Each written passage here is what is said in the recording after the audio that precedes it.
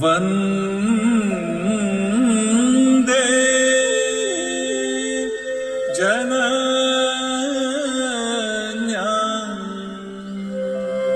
भारत्यां स्वराज्याय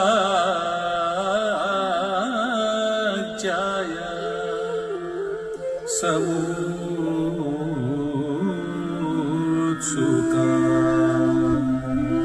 येषां बलिदानैः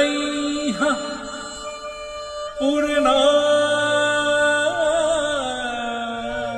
स्वतन्त्रस्य तथा शुभा शस्त्रैः शास्त्रैः च संघर्षैः तेजसा तपसा तथा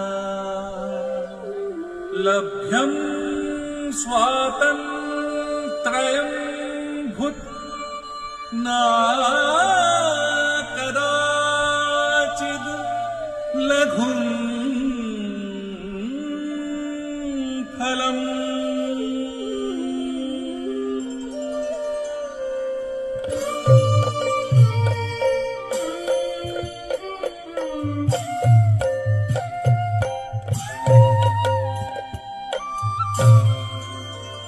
আহে সামাজিক হে ধন্য ধন্য জননীৰ সুযোগ্য সন্তান মণিৰাম দেৱান অত্যাচাৰী ইংৰাজ হন্তে ৰচিলা ৰণকৌশল লভিবন্তে দাসত্বৰ অৱসান আৱে পুনঃ তাহাৰ বাল্য চৰিত্ৰ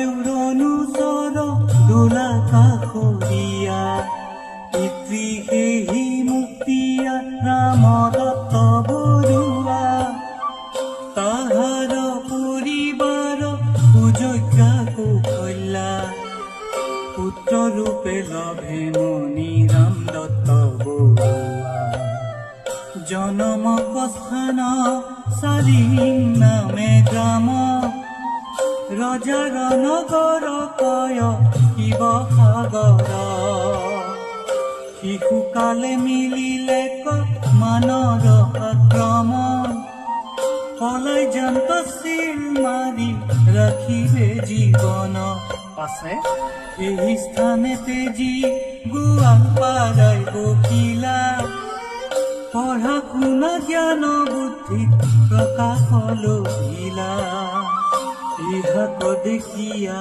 ইংৰাজৰ পৰে দৃষ্টি আমোলা মান দিলা তাক ভয় কুকৃতি কৰ্ম বুদ্ধি দেখি মোহে ইংৰাজৰ ধ্যান বিভূষিলা তাক পাছে মণিৰাম দেৱান বিভূষিলা তাক পাছে মণিৰাম দেৱান বিভূষিলা তাক পাছে Maniram Dewan.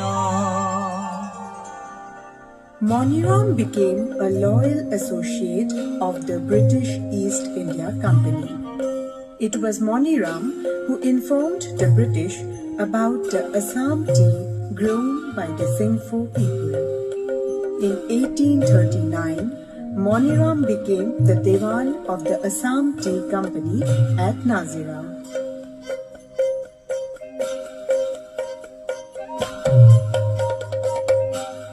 In the mid-1840s, he quit his job due to differences of opinion with the company officers. He established his own tea garden at Sinamara in Jorhat, thus becoming the first Indian tea planter to grow tea commercially in Assam.